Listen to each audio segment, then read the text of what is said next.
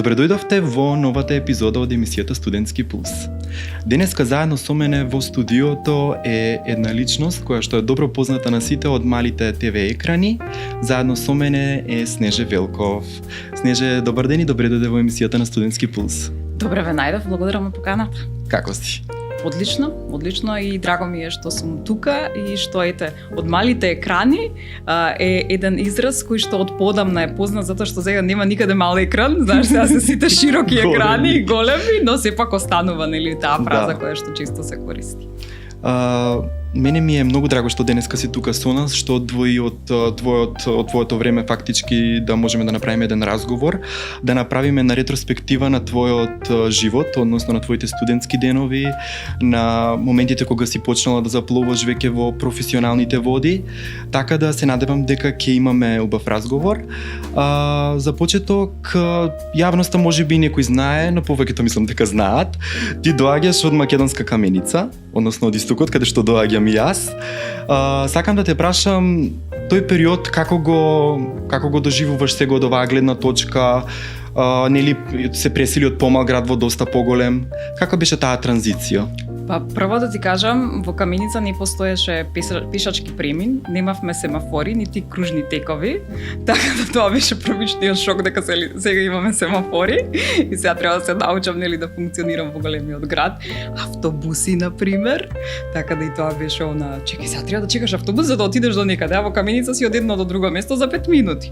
Така да големината на градот прво беше шокантна, а понатаму значи да се научиш и да се ориентираш во секое што го нуди големиот град, па така да на почетокот ја првото полугодие значи буквално го поминав од бидејќи тогаш живеевме во автокоманда, значи јас мислам дека беше ПСК автобусот со кој што идев до државна, таму нели ние средното училиште Панче Караѓозов, значи тоа ми беше тоа од школа до дома и од дома до школа, толку беше првото полугодие и јас мислам дека тогаш беше Касандра серијата и после тоа нели навечер се гледаше серијата Касандра и толку беше. Ми беше страх реално навечер да излегувам во Скопје, и нели големиот град е многу страшен. Да. Не знам што ќе ми се случи. Или на пример си ги броев семафорите колку има од мојата станица до школа и од назад, значи од школа да не сгрешам нешто, така да живеев во некаков страх, да речеме. И исто така беше интересно што на пример јас се губев во трговскиот центар, кога ќе влезав во трговскиот центар, значи ја буквално немав ориентација на каде е плоштадот, а на каде е нели она Holiday Inn хотелот и така ќе застанам и сега чекај до кај сум и не викам тука и одиш на кај плоштад. Не, враќај се назад, така да тоа беа оние први шокирачки моменти кои што ги доживеав со доаѓањето во Скопје, а што се однесува до тоа да ми било страф или некако нели дека сум се одвоила од семејството, па тука не, затоа што јас како мала бев припремана дека ќе треба да одам во големиот град да учам. Така, ти не достигали твоите, бидејќи ти се верувам дека биле во Каменица, ти овдека? Да, беа во Каменица, меѓутоа чисто доаѓа наваму и јас се враќав нели. Иако враќањето ми прво на почетокот беше нели секој викенд да се враќам во Каменица, меѓутоа тогаш само имаше превоз автобуски и до Каменица јас мислам дека некои 3 сати патувавме, така да тоа ми стана заморно и во тој случај полесно беше моите да дојдат. Ќе дојдат да не видат, нели? Јас пошто живеев со брат ми, ние првенствено бевме со брат ми живеевме во стан во автокоманда, така да не бев сосема сама, значи бев со брат ми, па некако ми беше полесно да речем. Така, значи ти, како што напомена, основно образование завршуваш во Македонска каменица, потоа доаѓаш средно овдека во Скопје. Напомена и ти во средното медицинско училиште доктор Панче Караѓозов. По моја информација колку што истражував за тебе на смерот забен техничар. Забен техничар, точно, да. Зошто, што те привлече во медицината во тие години? Не ме привлече ништо. Значи јас ја исполнував буквално желбата на татко ми заради тоа што во нашата фамилија сите се инженери. Татко ми е значи рудерски инженер, мајка ми е инженер металург, брат ми средно електро, а потоа заврши електроинженер стана и некако сите од обкружувањето се со некакви технологии да речеме и немавме никој доктор и татко ми рече сакам доктор у фамилија, еве, и ја реков ја сакам општата медицина. Добра, ај тогаш барем биди стоматолог, може ли? Ајде, може. И плюс имав просек кој што дозволуваше нели да да се запишам затоа што тогаш беше многу построго во, сега не знам како е во средна медицина. Сега Значи строго. беше баш она мораш да имаш сите петки, па полагавме приемен, значи баш беше она да не можеш да влезеш таму и бидејќи ги имав сите петки, постоеа она предиспозиции за да можам да ајде ќе пробам, реков, и ете така се запишав, значи не е дека имав никаква Така. љубов. И ти си знаеш дека доктор нема да бидеш, па медицинар. Завршуваш потоа средно, некако го изгуруваш и стигнува. Не, јас бев посветена, значи мене ми беше многу интересно и забавно, меѓутоа тоа не беше за мене, значи Так. јас знаев зошто сум таму, значи исполнував нели нечива желба, меѓутоа ја уживав во тоа што го работев, значи во тоа моделирање на запчињата и во сето тоа, меѓутоа ја знаев дека нема да бидам тоа затоа што не ме привлекува. Да. И нели кога да си размислам сега цел живот ова да го работам, не, но ќе го завршам. Штом сум почнала, ќе го завршам. И навистина го завршив одлично со одличен успех и со супер и оцени и посветена бев, така да тоа Да. тука немаше бунт. Така, потоа веќе доаѓа нели раскрсницата кај ти понатака. Дали може би продолжуваш на медицина, дали може би ќе продолжиш на нешто друго. Се запишуваш на филолошкиот факултет. Што беше таа мотивација и зошто баш тој избор? Филолошки факултет, значи италијански јазик и книжевност, наставна настока. Вака. Пак мојата желба беше, јас од секогаш знаев и сакав да работам на медиум. И мојата желба беше да се бидам или водител, или да бидам спикер, значи новинар. Тоа ми било уште од мала желба, дури во Каменица работев на радио, радио Sky, мислам дека се викаше, значи од таму. И за време на летниот распуст јас и кога бев средно си работев таму на радио во Каменица и јас знаев дека тоа го сакам, па го сакам тоа. Сега најприближно нешто кое што беше нели до мојата желба беше новинарство, да студирам на правниот факултет. Да. Арно, ама од дома ми рекоа кај ќе одиш со новинарство, затоа што тогаш постоја само 3 или 4 медиуми, значи национални медиуми, а еден беше Сител, не ме држи за збор дали постоеше Канал 5, не знам, беше МТВ и тоа беше толку. Не постоја нити интернет портали, значи Да. имаше весници или ќе работиш во Вест, утрински дневник кој што сега веќе не постоја, значи пази од тоа прав време сум Да. на читање и листање весници, нели беше мојот која ти е перспективата. Сите родители се плашат за иднината на детето и за иднината на тоа дека нели нема што да работи после од кога ќе завршиш Да. факултет, што ќе работиш, нели со новинарство не бива ништо. Тогаш ајде размислуваме што каде како им реков ја на медицина не одам затоа што не го сакам тоа. Да. И плюс не сакам да се мачам. Идејата ми беше не сакам да се мачам за нешто кое што не го сакам. И ми рекоа добра ајде одлучи, одбери. И не доаѓаш никако во предвид нели да не одиш на факултет затоа што јас сум од таа генерација каде што не одењето на факултет значеше дека си неспособен или дека не се бунтуваш кон родителите што не беше дозволено во тие времиња, а и дека ако не одиш на факултет, фактички си ги намалуваш шансите за да имаш добра заработка, Да. односно да имаш добра плата, што сега не е така, нели. Така да им реков добро, тогаш ќе одам на јазици, меѓутоа тогаш имаше преголем број на студенти по англиски јазик. Немаше како сега па да ти кажам од YouTube да учат и деца од мали да зборат, него ние учевме англиски и баш онака со книга, земаш со книга учиш или имавме касети ваки кои што ги ставаме па слушаш англиски. Тоа беше многу интересен период, меѓутоа на таа катедра значи имаше премногу запишани студенти. Па тогаш нешто се зборуваше од типот дека можеби ќе се воведе втори јазик во државата да го учат децата и дека најверојатно тоа ќе биде италијански и германски се зборуваше. Германскиот ми е страшно тежок јазик и ја ондак реков добро, ќе се запишам на италијански, нели, ако ништо друго еве професорка ќе биде.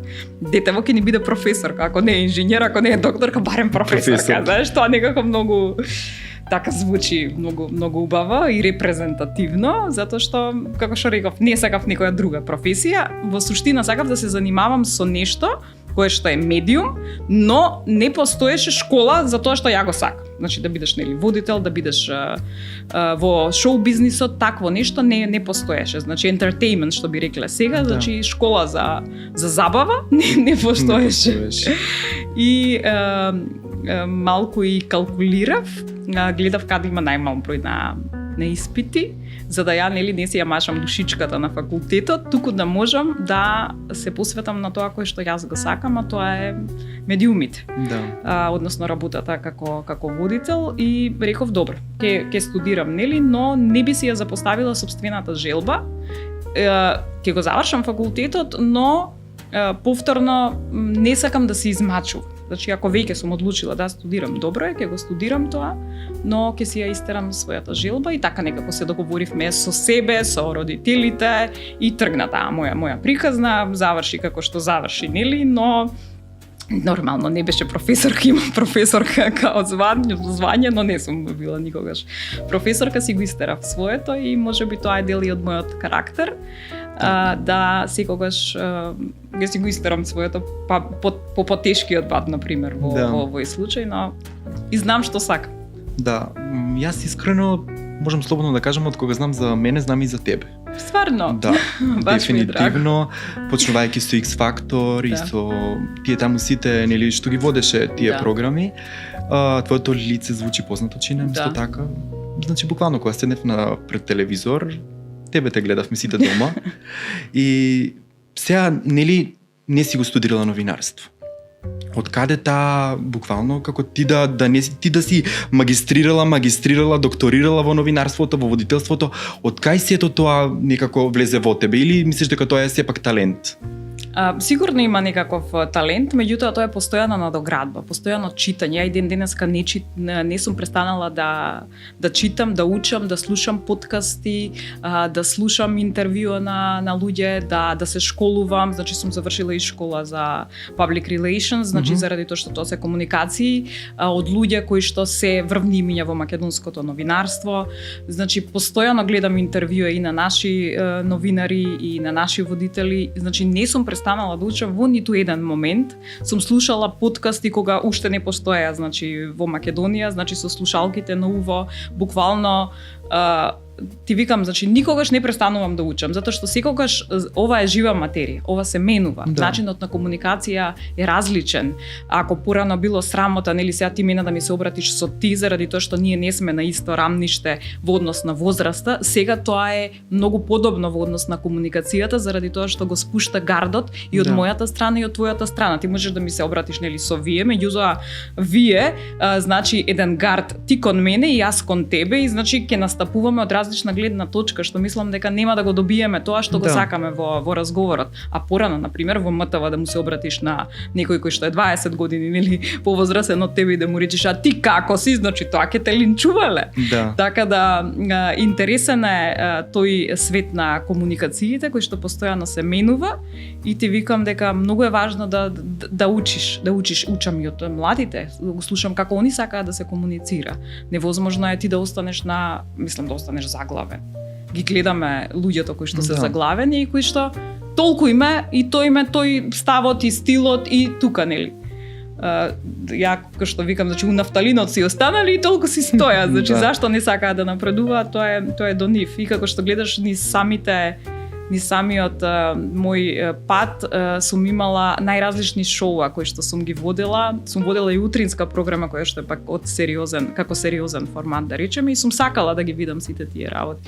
Нели, и во естрада, и во забава, и на сабајле со бабите, и со дедовците, нели, кои што ми се обраќале, например, ќе ми рече зашто се облекла така, тоа не доликува, пак уште кажуваш сериозни вести, и окей е тоа, нели, како те прифаќаат, како те гледаат. Сум била и известувач, мислам дека сум била и на вести, неколку пати сум се јавила некаква информација, па да речеме сум се соочила и со известување на случај, тоа беше естраден случај, да речеме на убиство на Ксенија Пајчин, па да речеме и тоа е еден многу сериозен формат во кој што не знаеш како треба да се однесуваш, значи сите тие информации кои што стигаат, ние обично сме естрада и забава, меѓутоа еве се случуваат и неубави работи.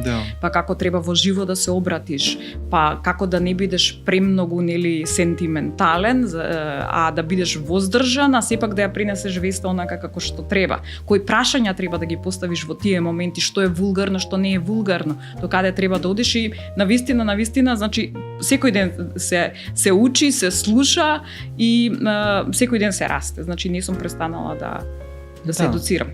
Па затоа дефинитивно и си најдобра во тоа што работиш, можам слободно да кажам, а тоа и сите го кажуваат генерално. И сега да се навратиме повторно назад, нели се запиша ти на филолошки, на катедрата за јазици, италијански како што спомна. Еве да те прашам како беше во тоа време да се студира? Па, во тоа време беше нормално да се студира. Сега што на вас ви е нормално студирањето, за нас тогаш беше нормално студирањето. Сега не имавме испити, нели, кои што ги слушаш, во суштина слушаш и на крајот полагаш. На крајот од како беше од годината, значи имаш одреден број на испити кои што треба да ги положиш. И тоа беше така, значи го слушаш првиот семестар, го слушаш вториот и си полагаш. Така беше во тоа време. И тоа беше вообичаено, понекогаш можеше да пријавиш нели испит предходно, доколку сакаш нели да го полагаш пред време и тоа беше дозволено, но се посетуваа часовите, се одеше на часови, се слушаа предавањата, имавме и некакви семинарски кои што требаше да ги изработуваме.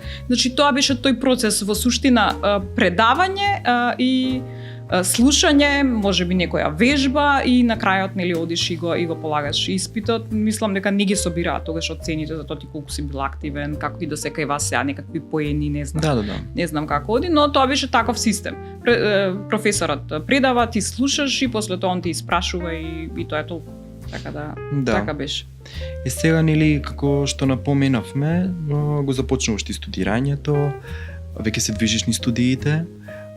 Каде живееш? Дали остана во станот кој што живееш, кој што спомна во автокоманда или живееш и во студентски дом? Во студентски дом не сум живеела, брат ми живееше во не е студентски, тука е ученички дом ГУЦ, пред да дојдам јас, затоа што е 2 години постар од мене, он нели беше тука, право да се исчеличи, да видим што и како е, после да дојде Снежана готово во стан да живее. Така да живеевме во автокоманда 2 години и подоцна се преселивме во аеродром. Тогаш веќе имавме и собствен стан, затоа што многу набрзо после тоа и моите се преселија да живеат тука, така да не сум го искусила моментот со студентските домови, но секако сум модела да ги посетувам моите другари и другарки кои што живееле во студентските домови, нели на тие студентски забави, така да во Гоце, во Стив Наумов, помалку во Кузман. Сега не знам дали постои Стив Наумов, тоа имаше бараките, тие сум ги видела. Постојат, ги реновираат сега. Сум била во тие бараките, значи буквално знам како и како живееле и сум идела нели по гости идеш таму, така да забавно е. Си сакала ли некош да живееш? Си имала ли желба или? Во студентски дом? Во студентски дом. Не сум размислувала за тоа, воопшто не ми текнало како идеја. Да, бидејќи нели велат секој студент треба да го осети и студентскиот дом каков е, бидејќи си има и позитивни и негативни страни студентскиот дом. Како беше во тоа време, нели кажа дека си посетувала другарките, како беше да се живее во студентски дом, какви беа условите?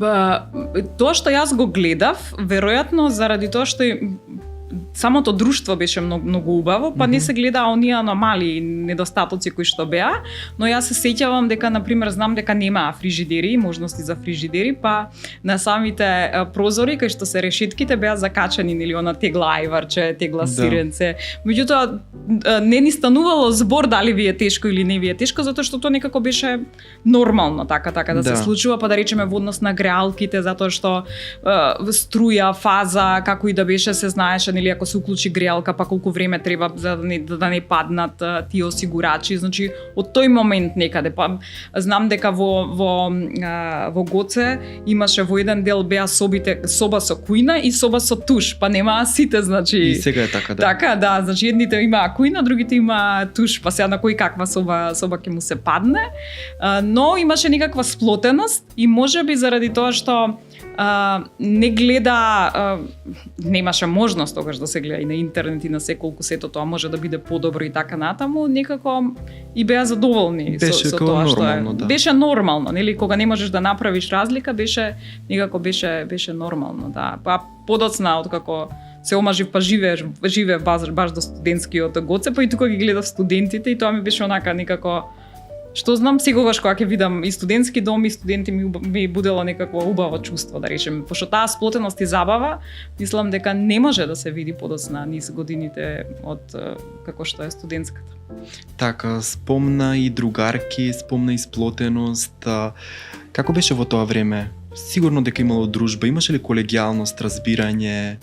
На кој начин се дружевте? Дали имаше журки организирано? Ние во нашата група, мислам дека бевме околу 40-тина, малте не значи како еден клас бевме затоа што само толку се запишува, па се знаевме сите меѓу себе и нели понатаму низ годините се елиминира дали некој ќе запише квадрат, дали некој ќе се откаже, некој ќе се омажи, така одеше тие. Ние си бевме окей како група и бевме исплотени затоа што немаше тука некој надпреварувачки дух, мислам, сега ти да се докажуваш, јазикот е јазикот, тоа е, значи или го знаеш или не го знаеш. Немаше тука некакви вежби, па сега ти нешто да се докажеш за да успееш. Голем дел од моите колешки останаа на факултетот за италијански јазик и книжевност, а имам мислам нека и колешка која што остана на шпански, така да бевме успешна генерација од таа страна, можам да кажам. А во колегијалноста и во дружбите можеби најголемата дружба ние имавме кога заминавме во Италија, затоа што тогаш италијанската амбасада за да го стимулира студирањето на италијанскиот јазик ни испраќаше на едномесечни студии во Перуџа. Така да тука ние некако бевме сплотени, па спиевме заедно, па заедно купувавме, па заедно се дружевме и така да тоа беше еден многу бав период кој што го паметам и си помагавме нели меѓусебно. Значи тргавме од тука, тоа немаше се авиони, студенци немаше што авион, па стигавме, значи идевме од Скопје до Белград со автобус, па од Белград до Перуџа со автобус. Тоа ти е, што да ти кажам, па ќе стигнеш во Перуџа, па треба да стигнеш со воз до локацијата кај што е. И тоа беше супер опција, супер забава која што сме ја поминале, а таму ти викам, најголемата сплотеност беше тој период. Така, журки забави имаш ли овде кај се организира али во Скопје? На журки, на забави, јас сум идела повеќе кај моите од средно, кои што беа студентските забави што ги правеа на медицински факултет, односно во медицинар.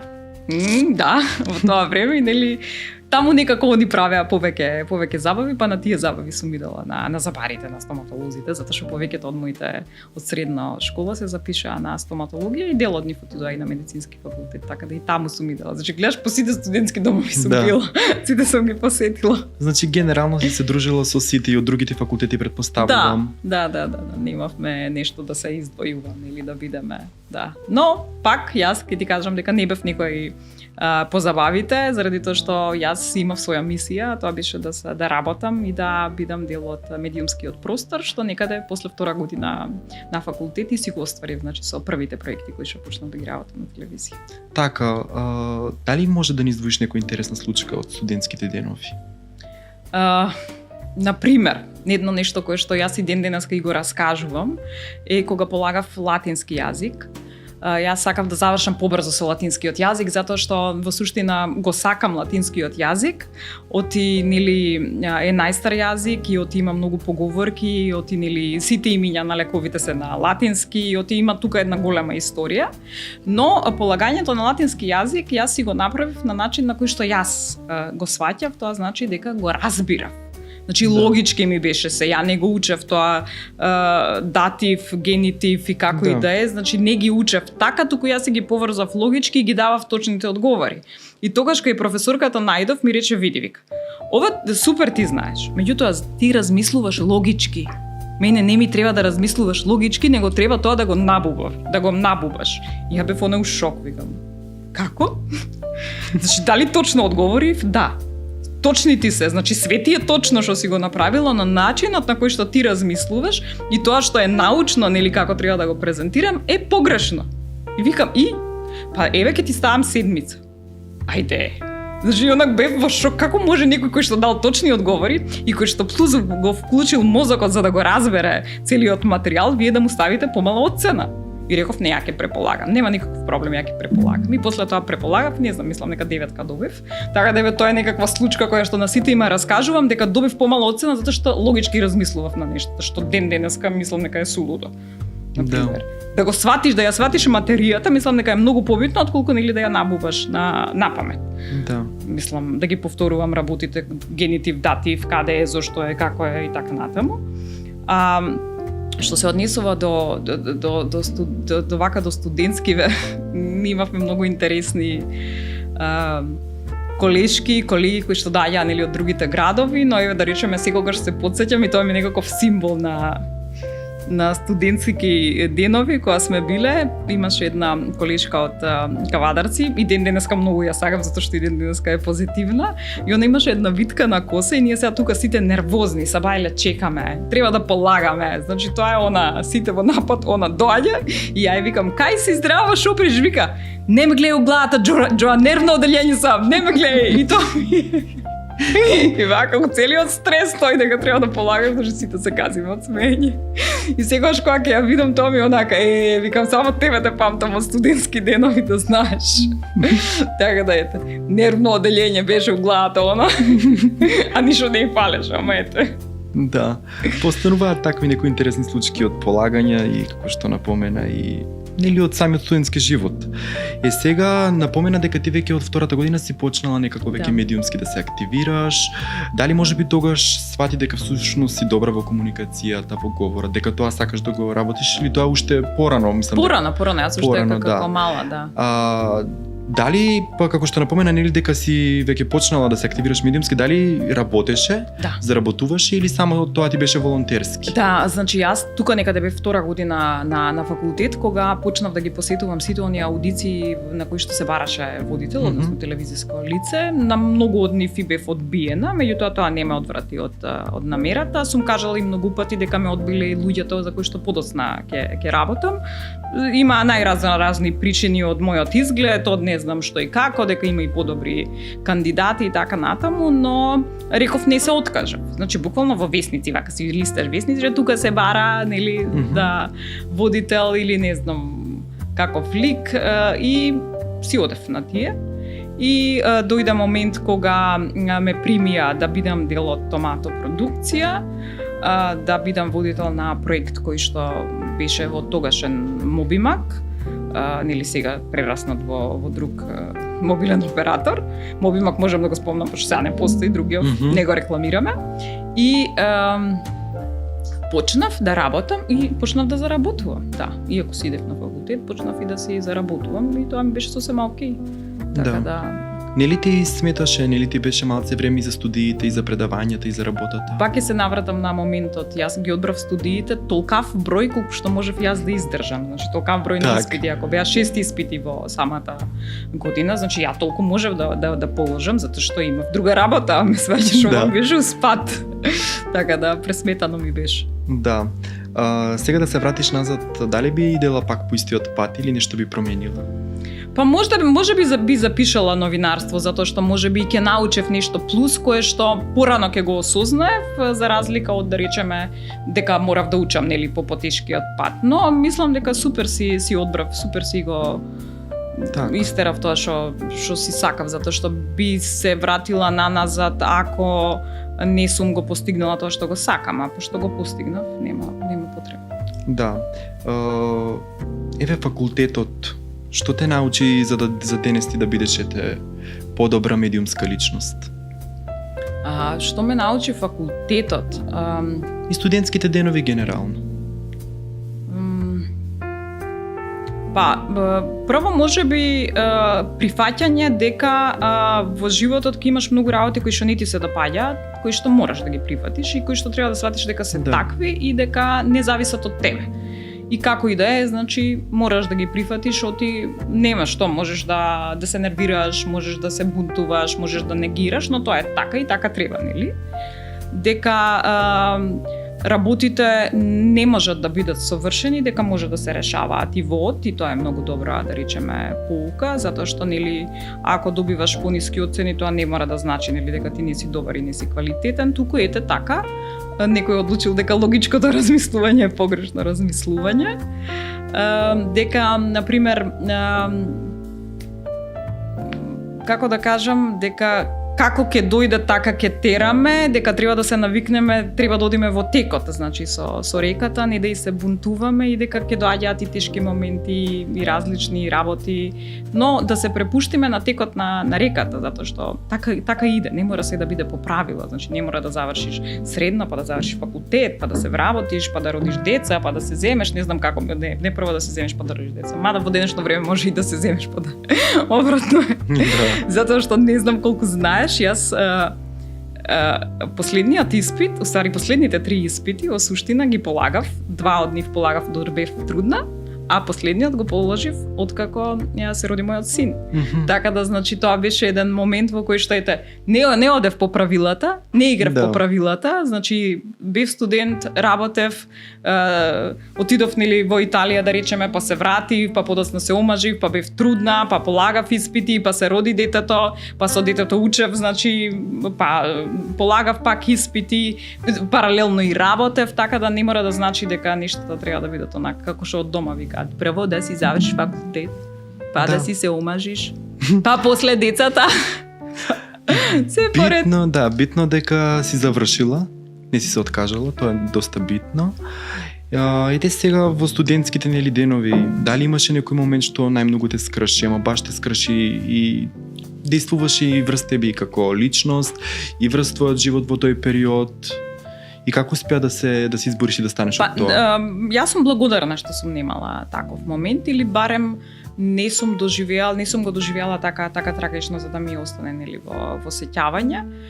И можеби и моите ме учеле на тоа дека нели не треба да се сваќаат работите така трагично, или ме учеле на тоа да гледам секогаш на позитивната страна на нештата, така да не можам да издвојам таков момент и пак ќе речем му благодарам на универзумот што немам нешто такво да споделам. Так. Сега кога веќе нели напомена и ти си почнала во томатопродукција како студентка во 2 година. Како изгледаше твојот прв влез во медиумите? Дали имаше паника, адреналин, сомнеш во сама себе, дали јас ќе успеам, дали навистина сум за тоа, дали можеби нешто ме лаже од внатре дека јас треба да го работам тоа? Многу е чудно како јас уште од мала го имав тој порив и како, значи, уште од многу мала вежбав пред огледало. Значи, јас тука пред огледало, добар ден, најавувачка на програма бев и тоа ми беше она и цело време, значи и си го вежбав, дури и литературното говорење, значи секогаш се обраќав така литературно, не сакав да го елиминирам мојот акцент кој што го имав нели од каменица, разбираш. И на тој начин, значи сакав да се доближам, да се приближам нели кон публиката, но и многу полесно да ме примат, да речеме, во медиумите. Не знам само довербата.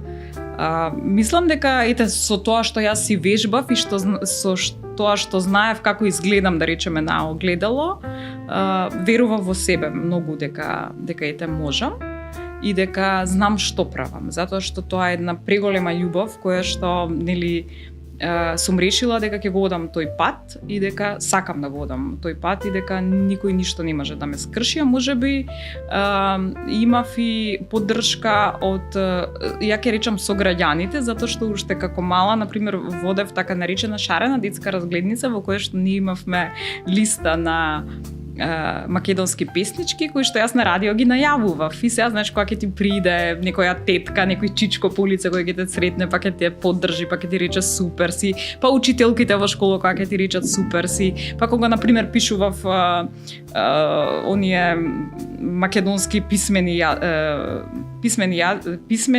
состави по македонски јазик, да се изражам нели како треба, значи и тогаш нели знаеа да ме пофалат, па знаеа да ме повикаат на да водам рецитали, да водам настани, можеби и самата околина ми укажувала на тоа дека ние веруваме во тебе, дека треба и јас да почнам да верувам, затоа што верувам дека самодовербата ни ја дава околината, затоа што ние се раѓаме, така мислам, дека ние се раѓаме со самодоверба, која што во текот на годините, значи или ни ја рушат, или ни ја зголемуваат оние кои што се околу нас. Многу почесто ни ја рушат заради сопствените стравови, нели луѓето, но пак ќе речам, можеби сум имала и некаква среќа да околу себе имам луѓе кои што ми влевале самодоверба и ми кажувале дека добра си во патот кој што си сакала да го одиш, па можеби ми било така некако полесно за да се појавам на медиум, а првото појавување ми беше некако водител, туку како фотомодел, да речеме. И тогаш ме препозна и рекла дека девојчево можеме да го испробаме и како водител и веќе се опробав тогаш прв пат. Заедно имав партнер, Петар Ѓошев од Велес, мислам дека. Да, Петар за појадок и така некако после водеше на едно радио. сега не знам каде, но влегов во продукцијска куќа која што пак ги имаше сите оние моменти на поддршка, не е само нели ставаме декамери, ај се ти збори. Не, тука беа значи луѓе кои што работеа со мене, беа луѓе кои што нели беа и организатори, и сниматели, мислам целосна продукција како што треба да изгледа, не беше тоа нешто. Да. Така. Дали можеби имаш Импровизаторски. дали можеби имаш некој ментор од кого најмногу научи за водителството и за медиумите? Ментор лично мене некој да ме учел не, но можеби многу ми помагале да речеме луѓето кои што беа позади камерата и тоа буквално беа сниматели кои што пак да речеме ме опуштаа од типот ајде сега ќе го кажеш нели. Ајде сега можеш, ајде и ден денеска значи ги имам таквите кои што после долги часови нели работење, јас знам да кажам дечки извинете, не можам, значи еве буквално нели јазикот ќе ти се фати, мозокот веќе не работи и токму тие се, значи тука баш буквално снимателите или да речем кога имаме на оној на миксерот човек кој што ќе ми рече ајде сега можеш ти и ете гледаш како некако луѓето кои што се позади камерата многу повеќе ти даваат и ти влеваат доверба отколку не знам да имаш некој директно до тебе ментор, но сум учела многу од оние кои што порано беа на македонската радио телевизија, во однос на нивниот говор, во однос на нивниот став, во однос на начинот на кој што ги поставувале прашањата. Сум собирала од сите она кое што мислам дека кореспондира со мојата личност, но не сум сакала да копирам никого. Так, да си бидеш најдобра верзија од себе. Сега малце да се навратиме на твоето гледиште за денешните студенти. Како ги гледаш студентите? Еве ти си мајка, имаш студент, па и како што напомена, секојдневно ги гледаш студентите, си гледала нели си живеела до студентскиот дом Гоце Делчев. Како гледаш на студентскиот живот денеска? Мене и младите и општо и студентите јас сакам да кажам од што ми се толку мили, сакам да кажам какви душички од луѓе се тие и мора така да ги гледаме затоа што вие сте наши деца и вие во суштина сте и днината и ние мораме да ве сакаме, а многу повеќе треба да ги сакаме оние кои што да речеме и не така лесно се снаоѓаат во општеството и кои што нели понекогаш знаат и да забегаат и во пороци и така натаму, ние мораме нив многу повеќе да ги сакаме затоа што знаеш како викаат, ако имаш две дрва нели, едното е суво, веќе почнува да се суши, а другото супер расте, не можеш да на кого ќе му ставаш повеќе вода? Веројатно на ова кое што е сувото за да почне да расте, затоа што ова тука треба да бираме, а не нели да се насочиме само кон она што е доброто, така да јас многу верувам во младината и верувам дека ако во моментов некој ги обвинува дека нели вие сте мрзеливи, вие сте вакви, вие сте такви, тоа е сосема погрешно, затоа што вие имате една друга визија и вие имате едно друго време во кое што живеете и брзината со која што на вас ви се случуваат промените, ние не сме ја имале и затоа треба многу повеќе да ве почитуваме, затоа што вие денеска едно сте навикнале, веќе утре тоа не важи. Кај нас, значи, ние сме навикнале на тоа, како што ти реков, значи, јас студирам од прва година до четврта година, кај мене се е исто, кај вас се менуваат работите. И вие многу побрзо треба да се навикнувате и многу повеќе треба да ги издржувате нештата. Сега било тоа, утре е тоа, значи сега имало само Инстаграм, утре се дошла платформата и TikTok, дошла и не знам која и Reddit и така натаму, значи од друга страна вие многу повеќе пак сте изложени на јавноста затоа што нели било што да напишете вас може да ве нападнат. Сте изложени на булинг баш заради тоа што значи се е јавно, се е тука лесно достапно и на исмејување и така натаму, така да вие сте ми за голема почит и за тоа како треба во суштина да се расте на вистински начин, затоа што теретот кој што вие го носите сега како студенти, мислам дека е многу поголем од колку кој што ние сме го имале. Не гледале, еве на пример тебе ќе те гледаат на подкастов и знам дека многу мина и може да напишат негативни коментари или дури да те искоментираат, на пример тоа мене никој немало каде да ми го направи дури кога сум била на радио, затоа што немал каде да ми напише. И нели можеби мојата самодоверба можел да ми ја сруши баш заради тоа што ќе напише, ќе те исме, ќе ти каже нешто, а вака немаш кој, не се осмелувале во лице да ти кажат како и сега, така да вашиот пат е тежок пат и верувам дека ќе бидете вие она подобрата верзија на нашата држава, која што за жал ние ја уништивме од претходното време, така да, ето. Така да. Многу убаво кажано, искрено. Јас искрено верувам дека многумина можеби се соочуваат со тоа што ти се соочила. Си учила нешто по што можеби не би сакала да го работиш. Јас верувам дека ги има тие студенти, но ете, дали тоа сега е влијание од дома, нивните им влијаат и дефинитивно влијае на нивната самодоверба. Кој совет би го дала на тие студенти? Мора да знаете зошто го правите тоа. Например, еве јас кога почнав да студирам тоа што не го сакав, јас знаев зошто го правам тоа. Го правам тоа, нели, за да биде дека деве девојчево има факултет, но знаев дека точно ми е пресметано. Одам таму на факултетот за да имам доволно време да го работам тоа кое што го сакам. И не се откажував, нели, ако сум почнала, треба да ја го завршам, нели, тој пат. Така да секогаш треба да знаете која е причината зошто го правите или не го правите нештото.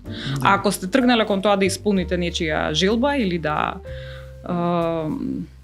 завршите нешто кое што не ви се допаѓа, окей, но треба да знаете зошто ги правите нештата, така да се поминува во живот. Поминуваат и студиите, поминуваат и желбите. Да. Така да немојте да се секирате дека ви поминало времето, затоа што времето доправа доаѓа и еве, во тие 4 години ја не ги сметам за изгубени години во кои што биле, затоа што го работев тоа што го сакам. Така да секогаш најдете си нешто кое што ќе ви исполнува и во животот е така. Вие не секогаш ќе заработувате доволно добро тоа кое што го сакате. Например, јас имам и друга работа која што пак да речеме ја храни фамилијата, а ова нешто кое што е многу повеќе ме храни мене, ментално и ме прави среќна личност. Така да секогаш знаете зашто го правите нештото и никогаш нема да биде идеално. Фала Богу.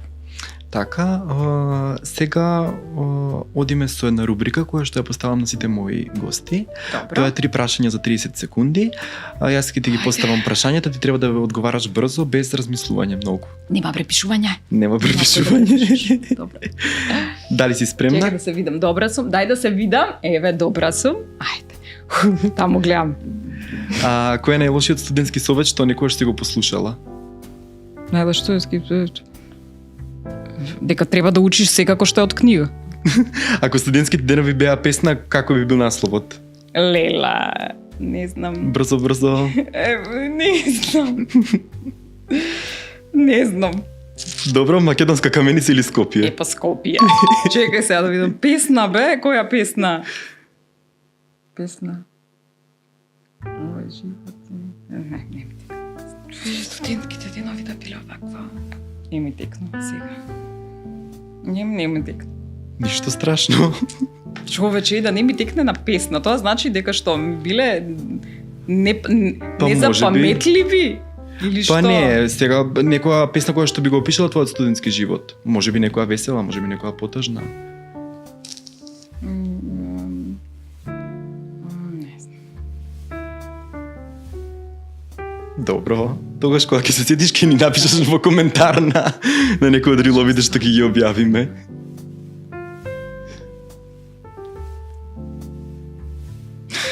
Добро, ми текна едно, не е соодветно. Не е соодветно, нема веза, стварно не ми текна. Треш да ми кажеш, па да размислам. Дали може да дојдам да преполагам? Да ми ставите се... Не ми ставајте оцена, ќе дојдам да преполагам. Договорено. Имате и сега, имате шестки, такви све или не? Има и шестки, и седмици, и осмици, и деветки, и Сите петка се. падната, се има. И петка ти ја ставаат во индекс сега? Па во Или индекс не? не, али во електронски систем, I know, да. Ајде, I know. Да, така се вика Леле. системот. Добро. Добро, и сега моментално, Снежа, ја гледаме на нешто конкретно. Како си задоволна од проектот? Мислам, чинам дека повеќе сезони веќе се емитува. Да, сега веќе е петата сезона која што ја емитуваме, расте, нешто конкретно расте, како што расте и желбата на гледачите и потребата од таков вид на содржина. Ако на почетокот нели почнавме малце така, нема да речам скептично, туку ќе речам експериментално, затоа ја почнав сезоната како полусезона одеше, за да видиме дали постои простор на македонскиот медиумски простор за нешто такво, затоа што не сакав нели да целам високо за да се разочарам. Да. Можеби тоа е некој совет кој што можам да им го дадам, значи секогаш треба да ставате мали цели за да имате големи успеси, затоа што ако ставите голема цел невозможно е, мислам, не можеш да ослабиш 10 кила за една недела, па ако сакаш утепај се. Така да, мали цели за големи успеси, и тоа секогаш ми било некое мото.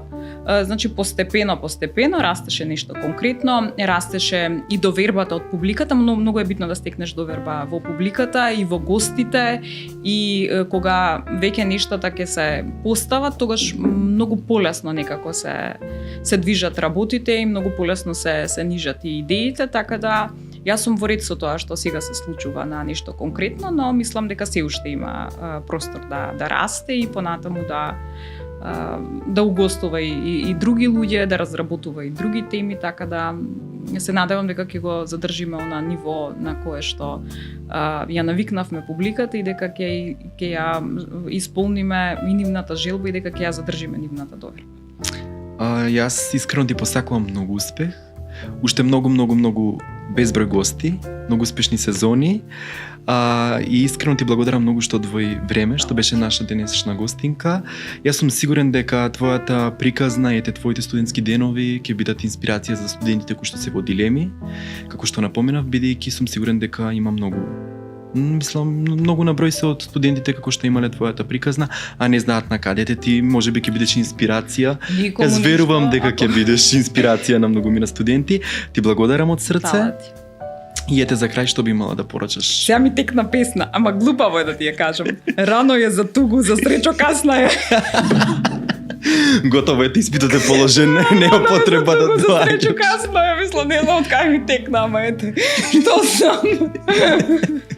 Така да ништо, бидете среќни и задоволни. Знам дека е тешко, нели, кога ќе ти речат уживај, сега ти се најубавите години како студент. Уживајте во моментите, што и да се случува, значи се поминува, така да сте здрави и живи. Јас верувам во вас, се надевам дека и поголемиот дел од возрастните ќе сватат дека мораме да веруваме во нашите деца. Снежи, уште еднаш ти благодарам, ми беше особено често и задоволство. Драги студенти, почитувани гледачи, ова беше Снеже Велков.